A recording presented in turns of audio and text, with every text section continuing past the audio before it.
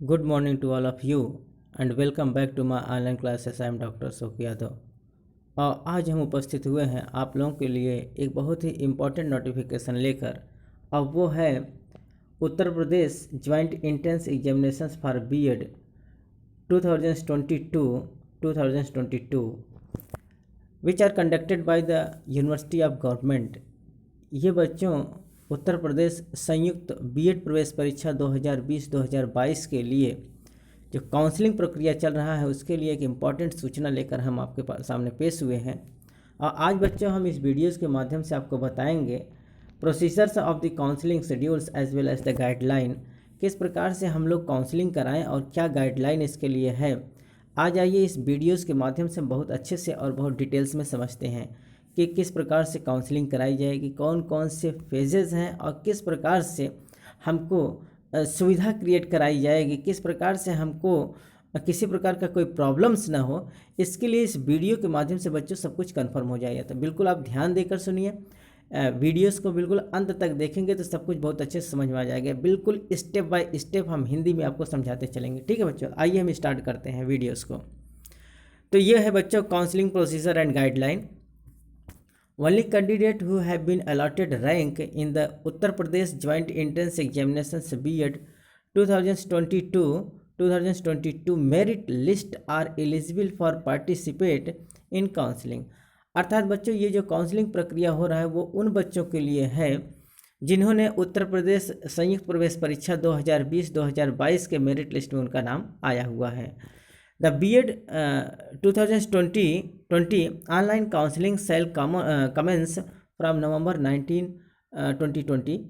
ये जो काउंसलिंग प्रक्रिया चल रहा है बच्चों ये 19 नवंबर 2020 से स्टार्ट हो रहा है। Detailed counselling schedule would be display on the Lucknow website www.lkouniversity.ac.in।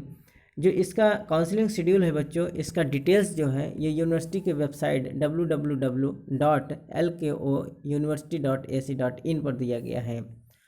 आइए बच्चों हम जानते हैं काउंसलिंग के विषय में। तो काउंसलिंग जो है बच्चों ये कुल 3 राउंड में किया जा रहा है। जो फर्स्ट काउंसलिंग है बच्चों इसको हम फर्स्ट राउंड के नाम से जानते हैं। दूसरा जो बच्चों जिसको हम पूल काउंसलिंग कहते हैं इसको हम सेकेंड राउंड के नाम से जानते हैं। जबकि तीसरा जो काउंसलिंग बच्चों जिसको हम डायरेक्ट एडमिशन कर रहे हैं उसको हम राउंड 3 के नाम से जान रहे हैं। तो टोटल काउंसलिंग के कितने सोपान है बच्चों? कुल 3 सोपान है। फर्स्ट काउंसलिंग जिसको हम राउंड फर्स्ट के नाम से जानते हैं, दूसरा पुल काउंसलिंग जिसको हम राउंड 2 के नाम से जानते हैं, जबकि तीसरा जो बच्चों जिसको हम डायरेक्ट एडमिशन करते हैं इसको राउंड 3 के नाम से जानते हैं। इस प्रकार से अगर हम देखें बच्चों तो जो फर्स्ट काउंसलिंग है इसके टोटल 4 फेजेज हैं। कितने फेजेज हैं? 4 फेजेज। फर्स्ट काउंसलिंग जिसको हम राउंड फर्स्ट कहते हैं तो ये जो है काउंसलिंग 4 फेज में पूरा होता है। Phase first, phase second, phase third और फेज फोर्थ। तो आइए बच्चों सबसे पहले हम बात करते हैं कि क्या रिक्वायरमेंट होते हैं काउंसलिंग में पार्टिसिपेट करने के लिए। ठीक बच्चों, तो आइए हम बात करते हैं कि requirement for participation in counselling में पार्टिसिपेट करने के लिए हमको क्या क्या रिक्वायरमेंट है, क्या क्या हमको आवश्यकता पड़ता है। ठीक बच्चों, the following documents would be required for registrations for counselling.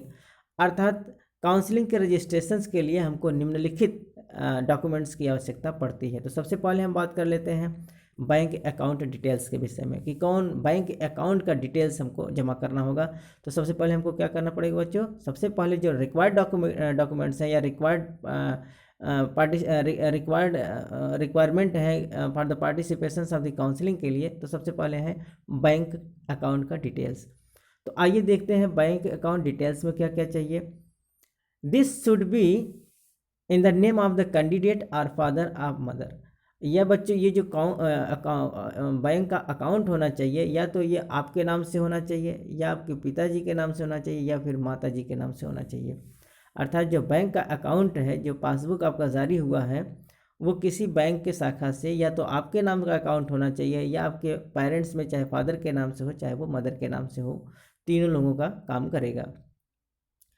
अब देखते हैं कि बैंक अकाउंट में कौन कौन से इन्फॉर्मेशन की आवश्यकता होती है। तो इन्फॉर्मेशन नीडेड हम देख लेते हैं कौन कौन सी आवश्यकता है। तो सबसे पहले बच्चों अकाउंट नंबर, आपको जो डिटेल्स देना होगा काउंसलिंग के समय तो वो बैंक अकाउंट का आपको नंबर देना पड़ेगा। दूसरा उस बैंक का IFSC कोड क्या देना पड़ेगा बच्चों? हर एक बैंक का IFSC कोड होता है उसको आपको देना पड़ेगा। बैंक का नेम देना पड़ेगा, कौन सा बैंक है, चाहे वो पंजाब नेशनल बैंक हो, स्टेट बैंक हो, बैंक ऑफ बड़ौदा हो, HDFC बैंक हो, एक्सिस बैंक हो। तो जिस प्रकार से जो बैंक जिस बैंक में आपका खाता है उस बैंक का नाम देना पड़ेगा, प्लस उस ब्रांच का नाम कि कहाँ आपका अकाउंट खुला हुआ है। ठीक बच्चों, तो ये टोटल डिटेल्स आपको बैंक अकाउंट डिटेल्स के रूप में देना पड़ेगा। ठीक बच्चों, account number, IFSC code, bank name और ब्रांच नेम। ठीक बच्चों, तो ये अकाउंट या तो आपके नाम से हो या तो फिर फादर के नाम से या मदर के नाम से, किसी एक का होना चाहिए। आइए बच्चों, इसके विषय में कुछ रिमार्क लिखा गया है, रिमार्क को हम देख लेते हैं नोट के विषय में। Candidate has to upload cancelled cheque leaf, photograph of front page of passbook where above mentioned account details are available in JPG or JPEG format of size of 100 KB। तो बच्चों, जो आप ये बैंक अकाउंट डिटेल्स के रूप में आप जो दे रहे हैं, ये आपका जो डिटेल्स लिखना तो पड़ेगा ही साथ आपको जीरोक्स कॉपी भी देना पड़ेगा। किसका बच्चों? या तो आप कोई कैंसल्ड चेक देंगे या तो फिर आप अपने बैंक अकाउंट जो खुलवाए हैं उस पासबुक का जीरोक्स कॉपी देंगे, फ्रंट का, अर्थात जब फ्रंट पेज आप बच्चे उसका फ्रंट पेज, पासबुक का फ्रंट पेज जब आप जीरोक्स कराएंगे तो उसमें बैंक अकाउंट नेम भी होता है, वहाँ आपका अकाउंट नंबर भी होता है, वहाँ IFSC कोड भी होता है, बैंक का नाम, ब्रांच साइज, सब कुछ उसमें डिटेल्स में लिखा होता है। तो उसमें सब कुछ मेंशन होता है, बहुत अच्छे से मेंशन होता है बच्चों। तो आपको क्या करना पड़ेगा, पासबुक का फ्रंट पेज जो है जीरोक्स करा के देना पड़ेगा। ठीक बच्चों, उसमें सब कुछ पूरा जितना भी क्राइटेरिया है सब कुछ लिखा होता है। ठीक बच्चों, और या तो फिर आपको क्या करना पड़ेगा, कैंसल्ड चेक देना पड़ेगा। ठीक बच्चों, और ये जो है ये कितना होना है, JPG या फिर JPEG फॉर्मेट में होना चाहिए और 100 KB का होना चाहिए। ठीक बच्चों, अगला हम देख लेते हैं बच्चों, अगला क्या डिटेल्स है। In case of candidate is not allotted a seat the first counselling and in full counselling the advance college fee and full college fee respectively would be refundable into this account only. ये bank account क्यों मांगा जा रहा है बच्चों? Bank account मांगने का purpose क्या है, क्यों ऐसा मांगा जा रहा है, इसका डिटेल्स क्यों मांगा जा रहा है? तो इसका कारण ये है बच्चों कि in case of the candidate is not allotted a seat, अगर किसी बच्चे को सीट अलाटमेंट नहीं होता है, अगर मान लीजिए बच्चे ने काउंसलिंग कराया, अपना रजिस्ट्रेशन कराया और उसको किसी कारणवश चाहे सीट ना हो या सीट अलाटमेंट नहीं हो पाता है बच्चों, तो चूंकि उसने 5,000 रुपये अपना पूरा जमा किया है काउंसलिंग फ़ीस के रूप में, प्लस 750 रुपये उन्होंने रजिस्ट्रेशन फ़ीस जमा किया है, तो रजिस्ट्रेशन फ़ीस तो बच्चों नहीं वापस होता है, लेकिन ये जो आपका कासन मनी के रूप में एडवांस फ़ीस जमा होता है जो 5,000 रुपये होता है बच्चों, अगर आपको किसी कारणवश सीट अलाटमेंट नहीं होता है तो ये 5,000 रुपये आपका जो आप डिटेल्स भरे हुए हैं, जिस अकाउंट नंबर को आपने दिया है उसी अकाउंट में आपका पूरा 5,000 रुपये जो है वापस कर दिया जाता है। तो वही इसमें लिखा गया है बच्चों, in case the candidate is not allotted a seat the first counselling and in full counseling the advance college fee and college fee respectively would be refundable into this account only। ठीक बच्चों, तो ये वही चीज़ की जो आपका college fees है, जो एडवांस कॉलेज फीस है, सॉरी क्या है बच्चों, एडवांस कॉलेज फीस अर्थात 5,000 रुपये प्लस कॉलेज फीस, अर्थात जो कॉलेज फीस अगर गवर्नमेंट कॉलेज है तो उसके लिए 500 से लेकर 3,000 समथिंग है, और जो प्राइवेट कॉलेज है बच्चे उसके लिए निर्धारित फीस है 51,250 रुपये। तो ये पैसा जो है टोटल आपका क्या होगा, उसी अकाउंट में ट्रांसफ़र कर दिया जाएगा, भेज दिया जाएगा। 500 रुपये जो आपका 5,000 रुपये जो आपका काउंसलिंग फीस होगा वो, प्लस अगर मान लीजिए गवर्नमेंट फीस या प्राइवेट फीस जो है बच्चों, वो टोटल फीस आपका इसी अकाउंट में भेज दिया जाएगा, इसीलिए आपसे अकाउंट डिटेल्स मांगा जाता है। ठीक बच्चों, आइए हम अगला जो सूचना है उसके विषय में पढ़ते हैं। अगला क्या डिटेल्स है, for candidate appearing in qualifying examinations 2020, जिन बच्चों ने अपियरिंग एग्ज़ाम में बैठे हुए अर्थात जिन्होंने ग्रेजुएशन फाइनल ईयर के एग्ज़ाम में अभी 2020 में बैठे हुए हैं, उनके लिए इम्पॉर्टेंट सूचना है, आप इसको केयरफुली सुनिएगा। It is mandatory for those candidate who have appeared in eligibility qualification examinations in 2020 have to upload their qualifying examination mark sheet at the time of the counseling registration। जिन बच्चों ने 2020 में exam दिया हुआ है अर्थात वो appear किए हुए हैं, अपियरिंग में हैं, वो बच्चे क्या करेंगे बच्चों, काउंसलिंग के समय अपना जो मार्कशीट है, अपना जो क्वालिफाइंग एग्जामिनेशन मार्कशीट है बच्चों, उसको वो क्या करेंगे, ले जाएंगे। ठीक बच्चों, उसको अपलोड करना पड़ेगा उनको। ठीक बच्चों। तो ये कुल मिला के कि 2020 में जिन बच्चों ने एग्ज़ाम दिया है या बैठे हैं या अपीयरिंग में है बच्चों, उनको रजिस्ट्रेशन के समय किसी भी कीमत पे अपना मार्कशीट वहाँ दिखाना होगा, उनको ले जाना पड़ेगा, प्रस्तुत करना पड़ेगा। For this they would require a scan copy of the marksheet of qualifying examination in case appearing इन 2020। इसके लिए बच्चों उनको क्या करना पड़ेगा, उनका स्कैन का जो मार्कशीट है उसका स्कैन कॉपी या फिर मार्कशीट अर्थात क्वालिफिकेशन मार्कशीट जो उन्होंने इस बार मार्कशीट उनका आया हुआ है 2020 में, उसको वहाँ ले जाना पड़ेगा। तो करीब करीब बच्चों जिन बच्चों ने एग्ज़ाम दे दिया है 2020 में, उनका रिजल्ट आ चुका है। अगर किसी का नहीं आया है तो 1 या 2 दिन में आ जाएगा।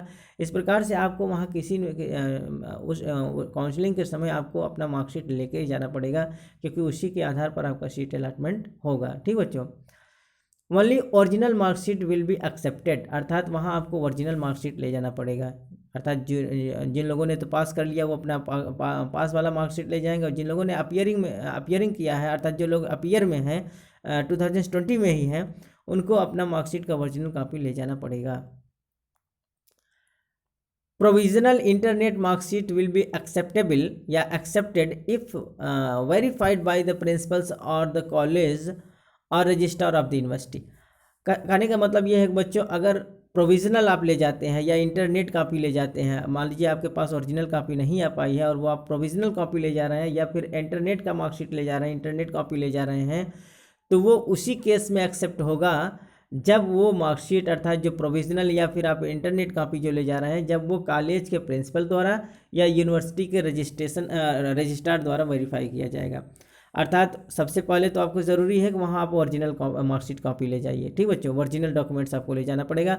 इन केस अगर आपके पास ओरिजिनल मार्कशीट नहीं आ पाता है और आप प्रोविज़नल या इंटरनेट कॉपी ले जा रहे हैं, तो वो आपका जो इंटरनेट या प्रोविज़नल कॉपी है बच्चों, वो आप जहाँ से आप पढ़ाई किए हैं, जो आपका लास्ट इंस्टीट्यूशन है जहाँ से आपने ग्रेजुएशन का एग्ज़ाम पास किया, वहाँ के प्रिंसिपल द्वारा या तो वो प्रमाणित होना चाहिए, या फिर अगर किसी यूनिवर्सिटी से आप पढ़ रहे हैं तो यूनिवर्सिटी के रजिस्ट्रार द्वारा प्रमाणित होना चाहिए। ठीक बच्चों, it is very very most important. आप इसको रिमार्क कर लेंगे कि डॉक्यूमेंट तो आप किसी भी कीमत पर आपको ओरिजिनल ले जाना पड़ेगा। अगर आप डॉक्यूमेंट भूल जाते हैं तो आपका रजिस्ट्रेशन नहीं हो पाएगा। आइए बच्चों, ये तो रहे कुछ बेसिक रिक्वायरमेंट जो आपके काउंसलिंग के लिए ले जाना है। तो इसमें 2 चीज़ इंपॉर्टेंट है, एक तो आपको बैंक अकाउंट ले जाना है, बैंक अकाउंट डिटेल्स ले जाना है। बैंक अकाउंट डिटेल्स में आपका IFSC कोड होना चाहिए, अकाउंट नंबर होना चाहिए, ब्रांच का नाम होना चाहिए। ठीक बच्चों, बैंक का नाम होना चाहिए। तो ये सब डिटेल्स आपको देना पड़ेगा। साथ ही साथ बच्चों आपको कुछ ओरिजिनल डिटेल्स के रूप में आपका जो आपने एग्ज़ाम क्वालिफाई किया ग्रेजुएशन फाइनल ईयर का, उसका ओरिजिनल मार्कशीट भी आपको ले जाना पड़ेगा। तो आइए अब हम बात कर लेते हैं कि काउंसलिंग फर्स्ट राउंड, चूँकि हम पहले फर्स्ट राउंड के विषय में बात करेंगे क्योंकि पहला राउंड स्टार्ट हो रहा है, तो फर्स्ट राउंड काउंसलिंग के विषय में हम बात करते हैं, फर्स्ट काउंसलिंग या राउंड फर्स्ट। ठीक बच्चों, तो बच्चों इसमें हमने बताया था कि इसमें कुल 4 स्टेप होते हैं। सबसे पहले रजिस्ट्रेशन होता है, इसके बाद फिर चॉइस फिलिंग होता है, फिर सीट अलॉटमेंट होता है और बाद में सीट कन्फर्मेशन होता है। तो टोटल 4 स्टेप होते हैं बच्चे। तो आइए हम इनके एक एक स्टेप को बहुत डीप में पढ़ते हैं और बहुत डिटेल्स में अध्ययन करते हैं। तो सबसे पहले हम फर्स्ट स्टेप के विषय में जानकारी प्राप्त कर लेते हैं। The counselling would be divided into phases on the basis of the state rank, अर्थात स्टेट रैंक के आधार पर जो काउंसलिंग है बच्चों ये फेजेस में डिवाइड किए गए हैं, है ना बच्चों। तो phase first, phase second, phase third and phase 4, 4 phase में डिवाइड किया गया। ये किस बेसिस पर बच्चों? On the basis of the state rank, अर्थात रैंक के आधार पर। जिनका सबसे ज़्यादा रैंक है बच्चों, अर्थात रैंक नंबर 1 से लेकर 50,000 रैंक तक के जो कैंडिडेट हैं बच्चों, उनको फर्स्ट फेज में बुलाया जा रहा है। इसके बाद 50,000 1 से लेकर बच्चों 1,40,000 तक सेकंड फेज में बुलाया रहा है। 1,40,000 1 से लेकर बच्चों 2,50,000 तक के बच्चों का थर्ड में बुलाया जा रहा है। इसके बाद फोर्थ में बुलाया जाएगा। तो इस प्रकार से बच्चों ये फेज बनाया गया है फर्स्ट काउंसलिंग में। तो यही कहा गया है, the counselling would be divided into phases on the basis of the state rank, state rank के आधार पर काउंसलिंग को फेजेस में डिवाइड किया गया है। Only candidate falling within the announced state rank range would be able to participate in this particular phases. जिन बच्चों ने इस बार एग्ज़ाम दिया है और उनका रैंक आया हुआ है बच्चों, उन्हीं बच्चों को इसमें क्या किया जाएगा बच्चों? इस फेज में पार्टिसिपेट किया जाएगा, इस फेज में उनको इंक्लूड किया जाएगा। The detailed phase wise schedule would be declared before the counseling। Counselling के पहले ही बच्चों जो फेज वाइज शेड्यूल जो है डिक्लेयर किया जाएगा। ठीक बच्चों, जो यूनिवर्सिटी का वेबसाइट है बच्चों, यूनिवर्सिटी के वेबसाइट पर काउंसलिंग के पहले ही फेज वाइज डिटेल्स जो है अपलोड कर दिया जाएगा। Candidate have to log in using their log in details in case they have forgetting the password they can regenerate if through the link provided। बहुत अच्छा इंपॉर्टेंट इन्फॉर्मेशन है बच्चों, आप इसको रिमार्क कर लेंगे, it is very very most important. वो candidate बच्चों अर्थात candidate have to log in using the log in details. जो काउंसलिंग के समय आप जाएंगे बच्चों, तो बच्चे क्या करेंगे, आपको काउंसलिंग के लिए आपका एक लॉग इन डिटेल्स होगा। अर्थात सबसे पहले आप जाएंगे उस पेज पर जहां आपको काउंसलिंग कराना है, तो आप एक अपना आपका फॉर्मेट जो खुलेगा तो वहां आपको लॉगिन करना पड़ेगा।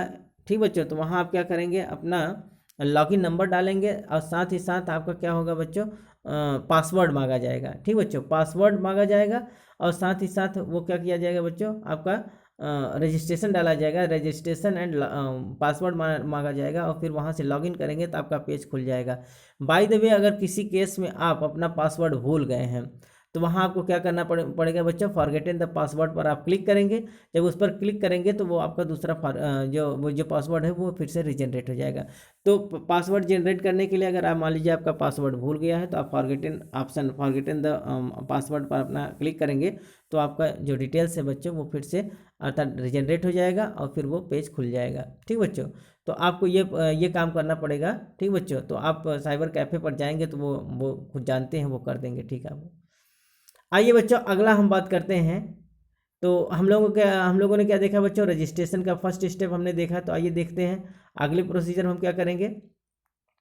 Counselling fee and advance college fee payment, अर्थात काउंसलिंग हम लोगों ने रजिस्ट्रेशन कर लिया है। रजिस्ट्रेशन करने के बाद रजिस्ट्रेशन के लिए बच्चों हमने बताया कि रजिस्ट्रेशन पेज खोलने के लिए क्या करना पड़ेगा, आपका जो वो लॉगिन है वो लॉगिन खुलेगा। अगर मान लीजिए आपको पासवर्ड पता होना चाहिए, अगर मान लीजिए पासवर्ड किसी कारणवश आप भूल जाते हैं तो वहाँ फॉरगेटिंग द पासवर्ड पर आप जब डालेंगे तो आपका फिर से पासवर्ड रिजनरेट हो जाता है। ठीक बच्चों, तो वो उससे आपका फिर रजिस्ट्रेशन प्रक्रिया पूरी हो जाती है। आइए बात करते हैं अगला डिटेल्स क्या है, counselling fee and advance fee payment.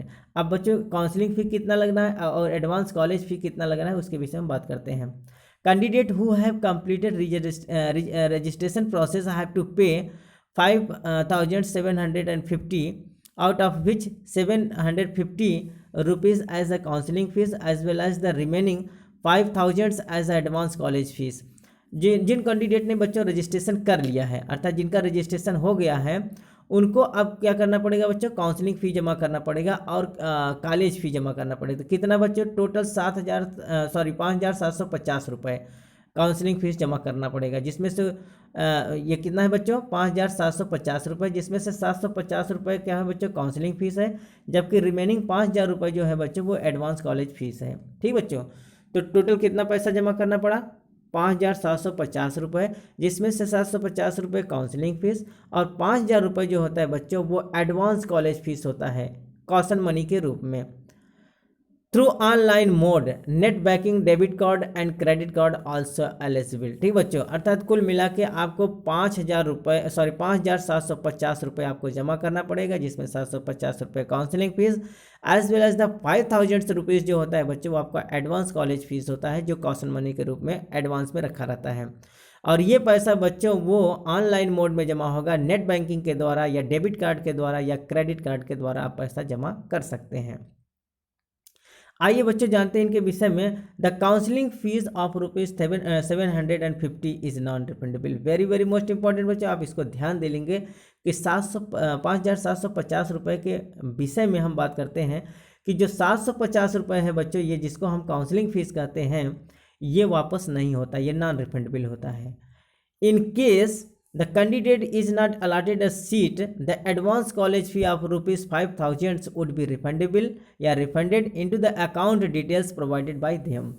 किसी कारणवश अगर बच्चों आपका रजिस्ट्रेशन हो जाता है, ठीक बच्चों, आपका काउंसलिंग हो जाता है और मान लीजिए आपका सीट अलॉट नहीं होता है, मान लीजिए आपका रजिस्ट्रेशन आपने करा दिया, काउंसलिंग भी करा दिया, 5,750 रुपये आपने जमा कर दिया और किसी कारणवश मान लीजिए आपके पास सीट नहीं रिजर्व बच पा रहा है, सीट खत्म हो जाता है, सीट वैकेंट नहीं रहता है बच्चों, उस केस में क्या होता है कि चूँकि 750 रुपये नॉन रिफंडेबल है, ये 750 रुपये आपका रिफंड नहीं होगा क्योंकि वो काउंसलिंग फीस है, वहीं ख़त्म हो जाता है। बचा आपका 5000 रुपये। तो अगर मान लीजिए आपको सीट अलॉट नहीं हो पाता है, आपको नहीं मिल पाता है कॉलेज, तो वो 5000 रुपये बच्चों जो एडवांस कॉलेज फीस के रूप में आपका कासन मनी के रूप में रखा गया है, वो उसी अकाउंट डिटेल्स पर भेज दिया जाता है जिसको आपने दिया है। अर्थात जो इन्फॉर्मेशन आपसे मांगा गया था अकाउंट के लिए, उसी अकाउंट में उसी बैंक के खाते में आपका 5000 रुपये वापस रिफंड कर दिया जाता है, अर्थात 5000 रुपये रिफंडेबल है।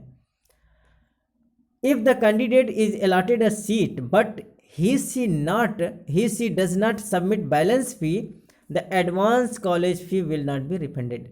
ठीक बच्चों, अगर किसी बच्चे को सीट अलॉटमेंट मिल जाता है, अर्थात सीट अलॉट हो जाता है, अर्थात उसने रजिस्ट्रेशन कराया, काउंसलिंग कराया और साथ ही साथ उसका सीट भी अलॉट हो गया, जिस कॉलेज को उसने चॉइस किया था वो चॉइस फिलिंग्स भी हो जाता है और सीट अलॉट भी हो जाता है, और वो अभ्यर्थी उस सीट को नहीं लेता, अर्थात वो सीट अलॉट होने के बाद चूँकि उसने एडवांस कॉलेज फीस जमा कर दिया है, और अगर वो कॉलेज का फीस रिमेनिंग फीस जो है बच्चों जहाँ उसको पढ़ना है, उस कॉलेज का फी अगर वो किसी कारणवश जमा करने से वंचित रह जाता है या किसी कारणवश अभ्यर्थी पैसा नहीं जमा कर पाता है बच्चों, तो वो 5000 रुपये भी वापस नहीं होगा। अर्थात जो 5000 रुपये एडवांस फीस है बच्चों वो वापस नहीं होगा। क्यों?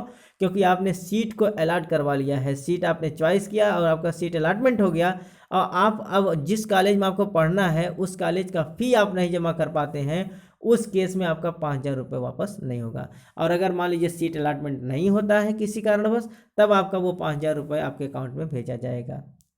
उम्मीद है बच्चों ये आपको समझ में आ गया होगा कि 5000 रुपये उस केस में आपका वापस होगा जब आपको सीट आवंटित नहीं होगा। अगर आपका सीट आवंटित हो जाता है और आप जाके कॉलेज ज्वाइन नहीं करते हैं और उस कॉलेज का फ़ी नहीं जमा करते हैं, जो नेक्स्ट कॉलेज जहां आपको पढ़ना है ट्यूशन फ़ी आप नहीं जमा करते हैं, उस केस में आपका ये 5000 रुपये जब्त हो जाएगा, ये वापस नहीं होगा।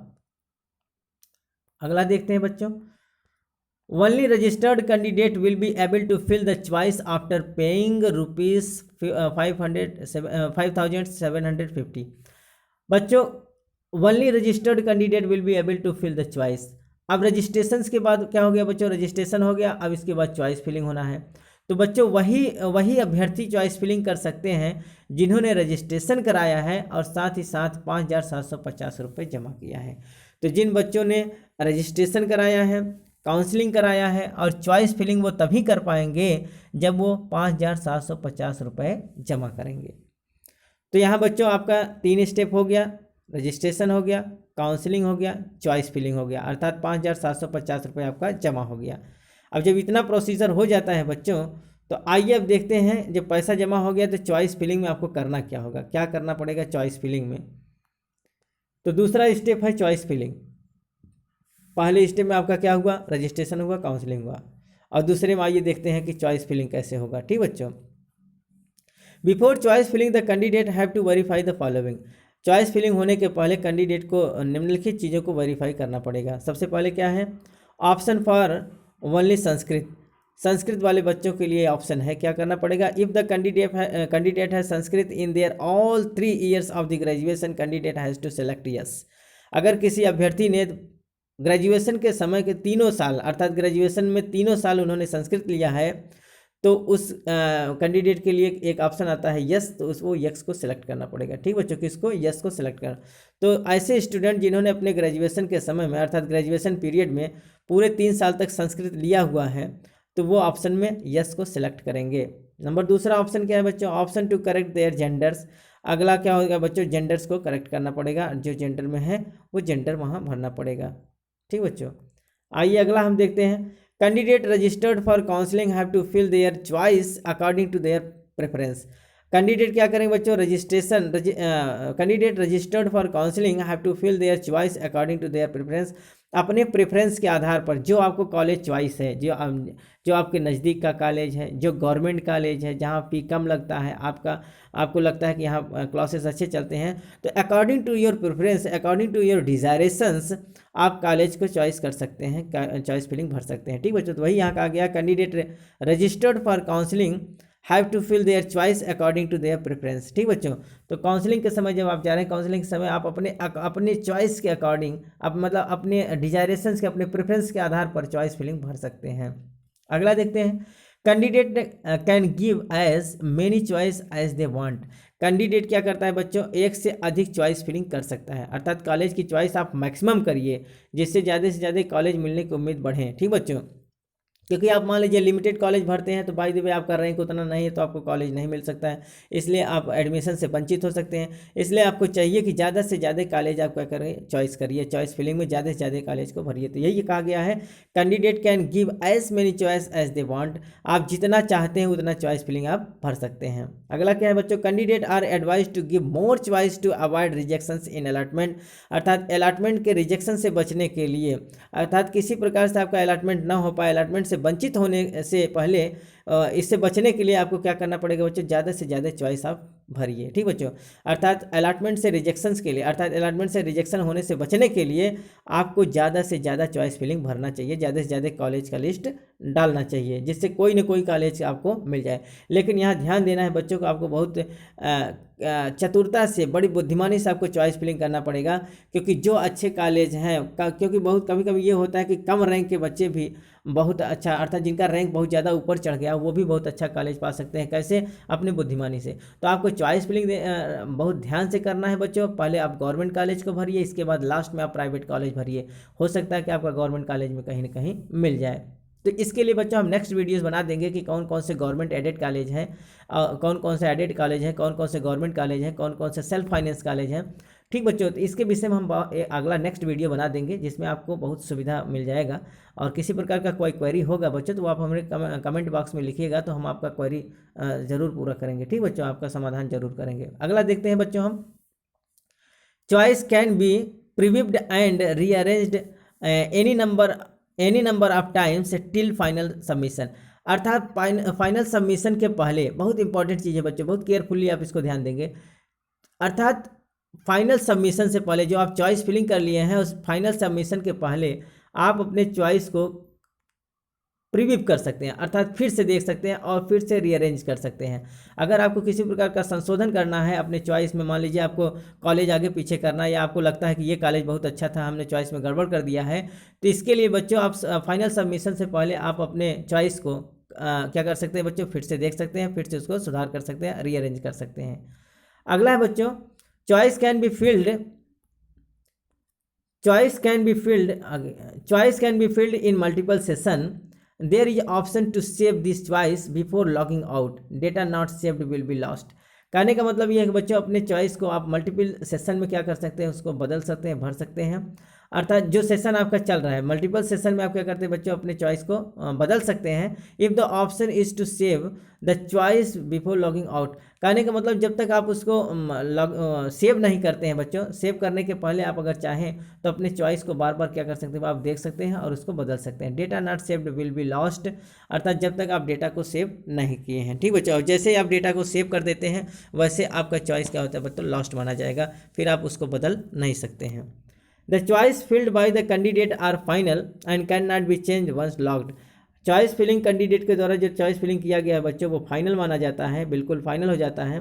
और which can not be change, वो चेंज नहीं किया जा सकता है जब क्या हो जाएगा बच्चों, लॉग्ड।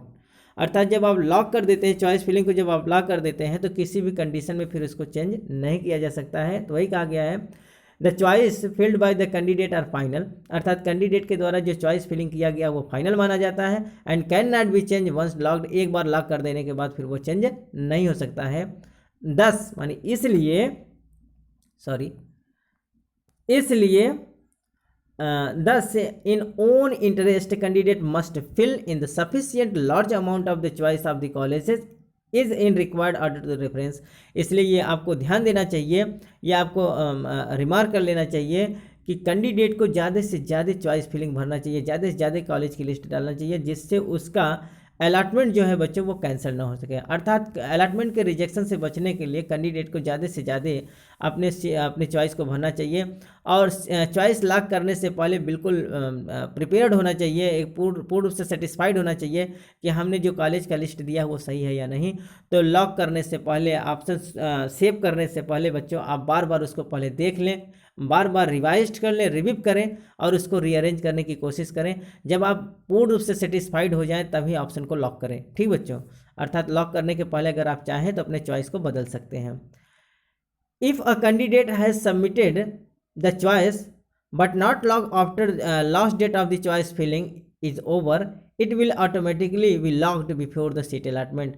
अगर किसी कैंडिडेट ने बच्चों लास्ट डेट से पहले, अर्थात जब चॉइस करने का लास्ट डेट है, अगर लास्ट डेट से पहले उसने चॉइस को लॉक नहीं किया है तो वो ऑटोमेटिकली अपने आप लॉक हो जाता है और सीट उसको अलॉट हो जाता है।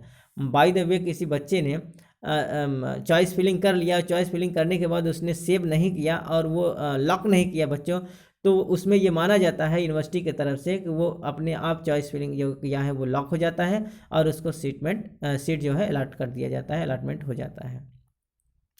तो आइए बच्चों, सीट अलॉटमेंट होने, अब देखिए हम लोगों ने क्या देख लिया, हम लोगों ने रजिस्ट्रेशन देख लिया, हम लोगों ने काउंसलिंग देख लिया, हम लोगों ने चॉइस फिलिंग देख लिया। अब आइए हम बात करते हैं सीट अलॉटमेंट कि सीट अलॉटमेंट कैसे होता है। तो तीसरा स्टेप है, क्या स्टेप है तीसरा सीट अलॉटमेंट के लिए, कॉलेज अलॉटमेंट। कैसे कॉलेज अलॉट किया जाता है? College allotment will be done strictly on the basis of the state rank of the candidate as well as the college they have selected in order to reference during the counseling। जो college allotment होता है बच्चों, वो सबसे पहले तो बच्चे के स्टेट रैंक के आधार पर, क्योंकि जो गवर्नमेंट कॉलेज अलॉट कराना है, जो जैसा कॉलेज होता है बच्चों, वो रैंक के आधार पर अच्छा कॉलेज मिलता है। तो कभी कभी यही मैंने कहा कि यहाँ बुद्धिमानी की बात ये होती है बच्चों कि कम रैंक वाले बच्चे जिनका बहुत अच्छा रैंक है, क्योंकि कॉलेज को पहचान नहीं पाते, बहुत सारे ऐसे कॉलेज जहाँ पढ़ाई बहुत अच्छी होती है लेकिन बच्चों को पता नहीं होता है, तो वो कम अच्छा कॉलेज क्या करते हैं बच्चों, वो भर देते हैं, जिससे उनको ये नहीं पता हो पाता है कि अच्छा कॉलेज कौन था, ख़राब कॉलेज। तो बहुत अच्छे रैंक वाले बच्चे जो होते हैं कम अच्छा कॉलेज पाते हैं, और जिनका बहुत ज़्यादा रैंक के ऊपर चढ़ा रहता है बच्चों, उनको अच्छा कॉलेज मिल जाता है। तो ये केवल बुद्धिमानी का खेल होता है। तो यहाँ बहुत दिमाग लगा के आपको चॉइस फिलिंग करना होता है। सबसे पहले आप कॉलेज के डिटेल्स को जानें कि कौन सा कॉलेज गवर्नमेंट है, क्योंकि एडेड, मैनेजमेंट एडेड और गवर्नमेंट दोनों में अंतर होता है। तो जो गवर्नमेंट कॉलेज है सबसे पहले आपको प्रेफरेंस गवर्नमेंट कॉलेज को देना चाहिए, इसके बाद मैनेजमेंट एडेड, और ध्यान ये भी देना चाहिए कि कौन कॉलेज पढ़ाई में बहुत अच्छा है। तो सबसे पहले आप उसके रैंक को देखिए और इसके बाद सीट को लॉक करिए। ठीक बच्चों, तो यहाँ यही कहा गया है कि college allotment will be done strictly on the basis of the state rank of the candidate, अर्थात कैंडिडेट के द्वारा जो स्टेट रैंक प्राप्त किया गया उसके आधार पर कॉलेज को अलॉटमेंट किया जाता है। As well as the college they have selected in order to the reference during the counselling के समय जिस बच्चे ने अपने कॉलेज को चॉइस किया है, लॉक किया गया है, उसके आधार पर ये क्या कॉलेज अलॉटमेंट किया जाता है। ठीक बच्चों, तो एक तो रैंक के आधार पर, और दूसरा जिस बच्चे ने काउंसलिंग के समय जो अपना ऑप्शन चॉइस किया है उसके आधार पर कॉलेज को अलॉट किया जाता है। अगला है बच्चों, state reservation policy to be followed in aided and government colleges only. जो स्टेट रिजर्वेशन पॉलिसी है बच्चों, जो रिजर्वेशन के व्यवस्था है बच्चों, वो केवल एडेड कॉलेज में और गवर्नमेंट कॉलेज में दिया जाएगा। जो मैनेजमेंट एडेड कॉलेज है या फिर जो गवर्नमेंट कॉलेज है बच्चों, राजकीय महाविद्यालयों या तो फिर जो मैनेजमेंट एडेड कॉलेज है, वहाँ ही केवल ये रिजर्वेशन पॉलिसी लागू है। ठीक बच्चों, प्राइवेट कॉलेजों में, सेल्फ फाइनेंस कॉलेजों में ये व्यवस्था लागू नहीं है। ठीक बच्चों, रिजर्वेशन की व्यवस्था जो है वह सेल्फ फाइनेंस में नहीं है, जबकि एडेड कॉलेज और गवर्नमेंट कॉलेजों में ये व्यवस्था है। अगला है बच्चों, EWS reservations to be followed in aided government and self finance colleges except minority institution. जो EWS रिजर्वेशन की व्यवस्था है बच्चों, ये एडेड कॉलेजों में लागू है, गवर्नमेंट कॉलेजों में लागू है और सेल्फ फाइनेंस कॉलेजों में भी लागू है। यहाँ ये 3 जगह लागू है। ठीक बच्चों, जबकि स्टेट रिजर्वेशन पॉलिसी केवल 2 जगह, एडेड कॉलेज में और गवर्नमेंट कॉलेज में लागू है, वो सेल्फ फाइनेंस में लागू नहीं है। और EWS की जो व्यवस्था है बच्चों, ये एडेड कॉलेज में लागू है, गवर्नमेंट राजकीय महाविद्यालय में लागू है और स्ववित्त पोषित कॉलेज जैसा सेल्फ फाइनेंस में भी लागू है। ये केवल माइनॉरिटी कॉलेजों में, जो माइनॉरिटी कॉलेज हैं बच्चों, वहाँ ये व्यवस्था लागू नहीं है। ठीक बच्चों, अर्थात EWS की व्यवस्था माइनॉरिटी कॉलेजों में लागू नहीं है। अगला है बच्चों, seat allotment result will be available on the candidate log in only. जो सीट अलॉटमेंट की व्यवस्था है, जिसका रिजल्ट है बच्चों की सीट अलॉटमेंट करने के बाद जो उसको अलॉटमेंट लेटर मिलेगा बच्चों, वो केवल कैंडिडेट के लॉगिन पर ही मौजूद होगा। ठीक बच्चों, वो यूनिवर्सिटी की वेबसाइट पर नहीं खुलेगा, वो सीधे यूनिवर्सिटी कैंडिडेट के लॉगिन पर, जो लॉगिन उसका पेज है बच्चों, उसके पेज पर खुलेगा। कौन बच्चों? Seat allotment. अर्थात सीट अलॉटमेंट हो जाने के बाद सीट अलॉटमेंट लेटर जो है वो कैंडिडेट के ओरिजिनल लॉगिन पेज पर ही खुलेगा। ठीक बच्चों, it is very very most important. आइए बच्चों, अब हम बात कर लेते हैं 4th एंड लास्ट स्टेप के लिए। ठीक बच्चों, कि कैसे क्या होगा ये जो सीट अलॉटमेंट हो जाने के बाद अब अलॉटमेंट लेटर कैसे निकाला जाएगा। ठीक बच्चों, तो चौथा स्टेप जो है बच्चों वो provisional allotment cum confirmation letter download. तो जब सीट अलॉट हो जाता है बच्चों तो उसको अलॉटमेंट लेटर क्या करना पड़ता है, कैंडिडेट को डाउनलोड करना पड़ता है। तो आइए इसके प्रोसीजर को समझते हैं। Candidate who have been allotted college will have to download provisional और allotment cum confirmation letter through the joint entrance examinations BEd 2020 website. तो जो यूनिवर्सिटी का वेबसाइट है बच्चों जहाँ से संयुक्त प्रवेश परीक्षा ऑर्गेनाइज किया गया है बच्चों, वहाँ से क्या करेंगे, candidate have to uploaded allotted college will have to uploaded provisional allotment. तो कैंडिडेट क्या करेंगे बच्चों, एक प्रोविजनल जो अलॉटमेंट लेटर है बच्चों या कन्फर्मेशन लेटर है वो यूनिवर्सिटी के वेबसाइट से क्या कर सकता है, डाउनलोड कर सकता है। In case the college fee is more than the advance college fee, the candidate will have to pay the balance amount online within 3 days of the college allotment letter allotment. After this can download provisional allotment cum confirmation letter. Very very most important बच्चों, in case of the college fees is more than advance. कहने का मतलब बच्चों जो आप लोगों ने 5,000 रुपये जमा किया था एडवांस फीस के रूप में, एडवांस कॉलेज फीस के रूप में, अगर कॉलेज का फ़ी जहां आपको कॉलेज अलॉट किया गया है, जो आपने अलॉटमेंट जो आपने सीट लॉक किया था जिस कॉलेज के लिए जहां पढ़ना चाहते हैं, उस कॉलेज का अगर ट्यूशन फ़ी, उस कॉलेज का फ़ी अगर ट्यूशन फ़ी आपका जो एडवांस फ़ी जो आपने 5,000 रुपये जमा किया है अगर उससे ज़्यादा है तो क्या करना पड़ेगा बच्चों। अगर मान लीजिए जो आपने 5,000 रुपये जमा किया है और आपको गवर्नमेंट कॉलेज मान लीजिए मिल गया तो वहाँ का फ़ीस तो 500 से लेकर 3,000 तक है। अगर गवर्नमेंट कॉलेज मिल जाता है तब तो आपका 3,000 रुपये उसी 5,000 रुपये से काट लिया जाएगा और शेष 2,000 रुपये आपको उसी कॉलेज से वापस मिल जाएगा। जिस कॉलेज में आप पढ़ने जाएंगे वहाँ से आपको शेष धनराशि वापस मिल जाएगी। अब बाय द वे अगर आपका गवर्नमेंट कॉलेज में नहीं मिलता, आपको प्राइवेट कॉलेज मिलता है तो प्राइवेट कॉलेज का जो फीस होता है गवर्नमेंट द्वारा निर्धारित वो 51,250 रुपये होता है और आपने टोटल पैसा जो जमा किया एडवांस फीस के रूप में 5,000 रुपये, तो आपका 5,000 रुपये बच्चों वहाँ काट लिया जाएगा। शेष धनराशि आपको कॉलेज में जाके जमा करना पड़ेगा। यही चीज़ यहाँ लिखा गया है। तो आइए डिटेल्स में जानते हैं। Candidate who have been allotted college in case of college fee is more than the advance college fee, the candidate will have to pay the balance amount online within the 3 days of the college allotment. After this, the download provisional allotment confirmation letters provided. कहने का मतलब ये है बच्चों कि अगर मान लीजिए आपने जो कॉशन मनी जमा किया, जो एडवांस फीस जमा किया है 5,000 रुपये से ज़्यादा अगर आपका फ़ी होता है तो आपको वो धनराशि 3 दिन अर्थात सीट अलॉटमेंट के 3 दिन के अंदर आपको शेष धनराशि जमा करना पड़ेगा और जब आप जमा कर देंगे तभी आप प्रोविजनल अलॉटमेंट या कंफर्मेशन लेटर डाउनलोड कर पाएंगे। ठीक बच्चों, तो आप क्या करेंगे, कॉलेज फीस जब तक जमा नहीं करेंगे तब तक आपका प्रोविजनल अलॉटमेंट या फिर कंफर्मेशन लेटर मिल नहीं पाएगा। ठीक बच्चों, तो आपको वो जमा करना पड़ेगा। अगला क्या है बच्चों, in case the college fees is less than the advance college fee they can download the provisional allotment cum confirmation letter.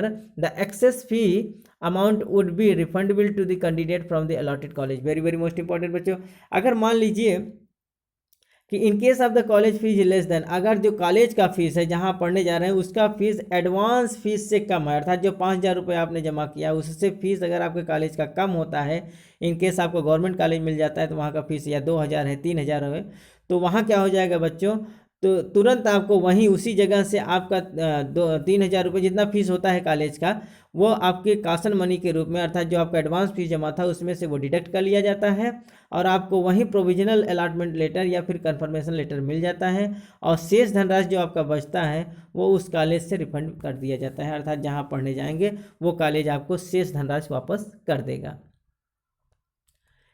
SC and ST and EWS candidate will have to pay the remaining amount of balance fee if the college fee is more than the advance college fee। कहने का मतलब SC candidate, ST candidate और EWS के जो अभ्यर्थी हैं बच्चों अपना बचा हुआ धनराशि उस कॉलेज में जाकर जमा करेंगे, अर्थात जो उन्होंने एडवांस कॉलेज फी जमा किया था उसके बाद जो उनका पैसा बचता है बच्चों वो पैसा उनको क्या करना पड़ेगा, कॉलेज में ले जाकर जमा करना पड़ेगा जहाँ से उनको पढ़ना है। ठीक बच्चों, आइए बच्चों बात करते हैं अगले स्टेप के लिए। स्टेप 5 यहाँ गलत लिख दिया गया है, स्टेप 6 लिखा गया, ये स्टेप 5 है बच्चों। तो रिपोर्ट टू अलॉटेड कॉलेज। अब आपको एक जो कन्फर्मेशन लेटर मिल गया या सीट अलॉटमेंट जो लेटर मिल जाता है बच्चों, जहाँ से आपने काउंसलिंग कराया है, या तो फिर आपके लॉगिन पेज पर मिल जाता है। तो इसमें करना क्या पड़ेगा बच्चों कि आपको अब वो सीट अलॉटमेंट लेटर जो है उसको ले जाकर उस कॉलेज में जमा करना पड़ेगा। जहाँ पढ़ने जाएंगे वही आपका फाइनल अलॉटमेंट लेटर होता है। उस अलॉटमेंट लेटर को ले जाकर आप वहाँ दिखाएंगे, तब आपका फिर नामांकन हो जाएगा। ठीक है, आपका वहाँ नॉमिनेशन हो जाएगा। तो आइए बात करते हैं इसके विषय में। The candidate has to report to allotted college within 3 days from the date of the allotment with all the original documents along the provisional cum allotment cum confirmation letter. कहने का मतलब ये है बच्चों, the candidate have to report the allotted college. अगर आपको seat conformation letter मिल गया है तो आपको उस कॉलेज में जाकर रिपोर्ट करना पड़ेगा 3 दिन के बाद, अर्थात अलॉटमेंट होने के बाद 3 दिन, अर्थात जैसे जैसे आपका सीट अलॉट हो गया, सीट अलॉटमेंट होने के बाद आपको 3 दिन के अंदर उस कॉलेज में जहां आपको पढ़ना है उस कॉलेज में जाके आपको रिपोर्ट करना पड़ेगा। और किसके साथ? विथ ओरिजिनल डॉक्यूमेंट्स के साथ। जितना आपने पढ़ाई किया वो सब ओरिजिनल डॉक्यूमेंट आप ले जाएंगे, कॉलेज उसका वेरिफिकेशन करेगा। साथ ही साथ आप उस प्रोविजनल अलॉटमेंट लेटर को या कन्फर्मेशन लेटर को भी लेकर जाएंगे, जो फ़ी जमा करने के बाद आपको मिला है। अर्थात जो आप रिमेनिंग फ़ीस, जो ट्यूशन फीस था, चाहे सरकारी फ़ीस या प्राइवेट फ़ीस, वो जमा जब आप कर देते हैं तो आपको सीट अलॉटमेंट लेटर मिल जाता है, कन्फर्मेशन लेटर मिल जाता है। ठीक बच्चों, तो उसको लेकर आपको जाना पड़ेगा उस कॉलेज में, वहाँ रिपोर्ट करना पड़ेगा, वहाँ आपको डॉक्यूमेंट वेरिफिकेशन कराना पड़ेगा। ठीक बच्चों, the original document will be physically verified by the principles of the allotted college. जो कॉलेज आपको अलॉट हुआ है वहाँ के प्रिंसिपल द्वारा आपके डॉक्यूमेंट का फिजिकल वेरिफिकेशन होगा। ठीक बच्चों, तो आपके कॉलेज का टोटल वेरिफिकेशन होगा, आपको वहाँ ओरिजिनल डॉक्यूमेंट ले जाना पड़ेगा। ठीक बच्चों, जब आप कॉलेज जाएँ तो ओरिजिनल डॉक्यूमेंट लेके जाएँ, तो वहाँ आपका प्रिंसिपल जो होगा वो उसको क्या करेगा? फिजिकली वेरीफाइड करेगा। अगला क्या है बच्चों? If the document of candidate are not found valid by the university और college authority, his her candidature shall be cancelled. अगर आपके डॉक्यूमेंट में किसी प्रकार की अनियमितता पाई गई, किसी प्रकार की फॉल्ट पाई जाती है, तो आपका अभ्यर्थन उस यूनिवर्सिटी के द्वारा या फिर कॉलेज अथॉरिटी के द्वारा कैंसिल कर दिया जाएगा, अपने आप ही कैंसिल हो जाएगा। अगर किसी प्रकार का साक्ष्य आप छिपाते हैं या आपके डॉक्यूमेंट्स में किसी प्रकार का कोई प्रॉब्लम होता है, तो वो आपका अभ्यर्थन कैंडिडेचर वहीं समाप्त कर दिया जाएगा। ठीक बच्चों, आइए बात कर लेते हैं कि डॉक्यूमेंट्स में क्या क्या रिक्वायरमेंट होगी, क्या क्या रिक्वायरमेंट चाहिए जो आप कॉलेज में लेकर जाएंगे। Candidate would need to carry the originals and self attested copy of the following documents. Candidate को आवश्यकता होती है ओरिजिनल या और सेल्फ अटेस्टेड कॉपी। आपको ओरिजिनल कॉपी भी ले जाना है, ओरिजिनल डॉक्यूमेंट्स भी ले जाना है, साथ ही साथ वो पूरे डॉक्यूमेंट्स का एक झेरॉक्स बनवाएंगे, एक सेट झेरॉक्स करा के उसको सेल्फ अटेस्टेड करके ले जाएंगे। आप क्या करेंगे बच्चों? आप इसको ध्यान दे देंगे, बहुत इंपॉर्टेंट चीज़ है।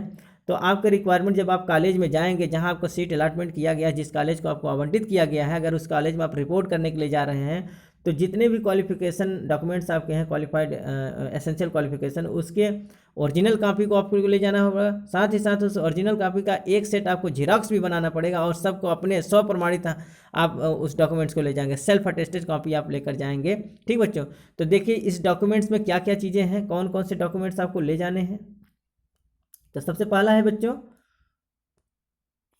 Print out of the provisional allotment cum confirmation letter from the Lucknow university portal. Lucknow university जहां से आपका कंबाइंड एंट्रेंस एग्जामिनेशन बीएड का हुआ बच्चों, उस लखनऊ के पोर्टल से जो आपको कन्फर्मेशन लेटर मिला है या अलॉटमेंट, जो seat allotment provisional allotment cum confirmation letter जो मिला है बच्चों, जो आपको कॉलेज आवंटित कर दिया गया, उसको लेकर जाना पड़ेगा। तो उसका प्रिंट आउट कौन बच्चों? आपके लॉगिन पर, अर्थात यूनिवर्सिटी के पोर्टल पर आप जाएंगे तो प्रोविजनल अलॉटमेंट कम सर्टिफिकेट, ये देखिए लिखा गया provisional allotment cum confirmation letter, वो आप लेकर जाएंगे। दूसरा क्या है बच्चों? Copy of application form, admit card and score card of joint entrance examination BEd 2020।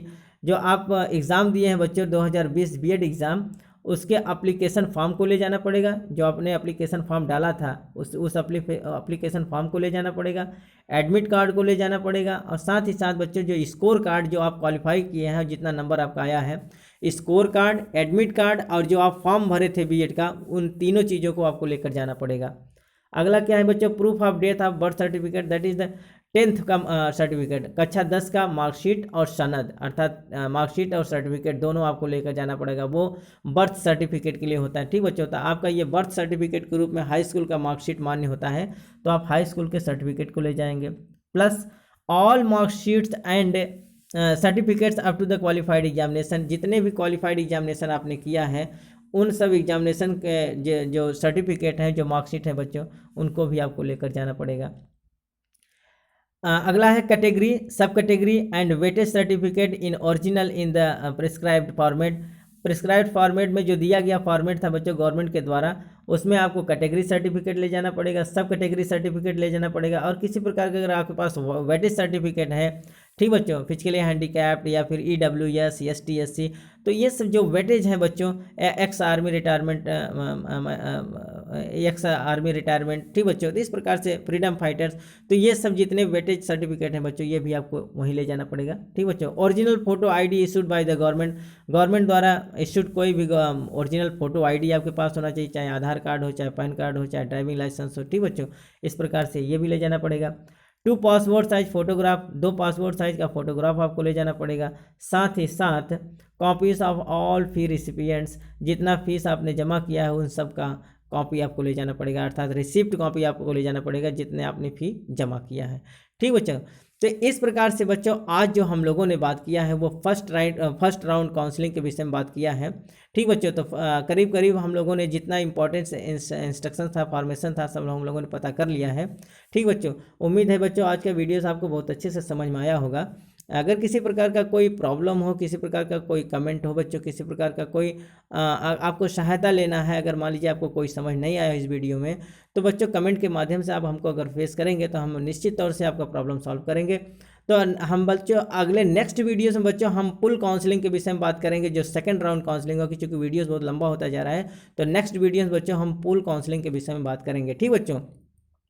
तो बच्चों अगर ये वीडियोस आपको बहुत अच्छे से समझ में आया होगा तो ज़्यादा से ज़्यादा इस हमारे चैनल को सब्सक्राइब करें, लाइक करें, अपने यार दोस्तों में भी शेयर करें, जिससे उनका भी प्रॉब्लम समाधान हो सके। बच्चों जब तक अगर मान लीजिए जितना भी हम आपके इस काउंसलिंग से लेकर टोटल एडमिशन तक और भी जो स्कीम्स आएंगे बच्चों, वो हम सब आपको बताते रहेंगे। इसके लिए बच्चों आप हमारे चैनल से बने रहें, ठीक बच्चों। इसको अब ज़्यादा से ज़्यादा आप अपना शेयर करेंगे, और आप बिल्कुल अगर कमेंट बॉक्स में कोई भी क्वेरीज हो, अगर आपको कोई डिमांड करना, कोई एडवाइस लेना है बच्चों, तो आप निसंकोच आप क्या करेंगे, हमको कमेंट बॉक्स में लिखें। निश्चित तौर पे हम आपके साथ हैं, आपका सहायता करेंगे। तब तक के लिए बच्चों धन्यवाद।